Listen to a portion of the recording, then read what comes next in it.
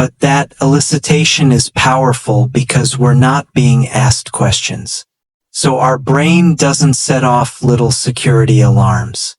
And this is how Soviet spies would get information from a 19-year-old U.S. Navy sailor in the early days of the Cold War. You talk about this elicitation. Yeah. What is elicitation? It's a CIA technique, right? It is. It was originally came up with by this guy named John Nolan, and his book is no longer for sale. Because you have to get it on eBay.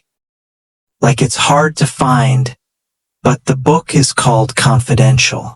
Why isn't it no longer for sale? I think that he just kind of pulled it off the shelf. I'm not sure. Okay, so elicitation is about using statements instead of questions. And I'll give you an example.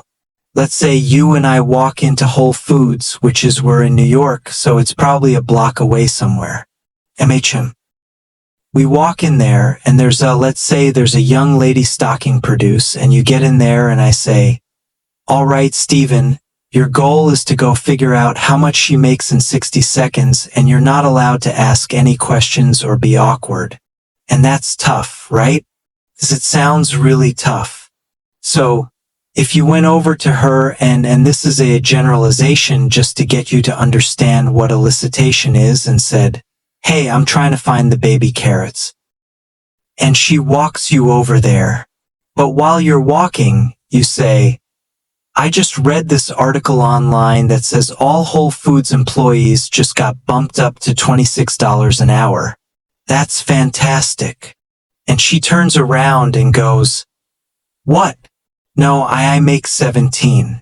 So now she doesn't feel like she's been pressed or questioned about how much she makes.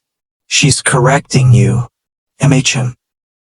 Or if let's say you got into an Uber tonight and you said, I just read this article that Uber drivers were one of the top most highly satisfied employees in the country.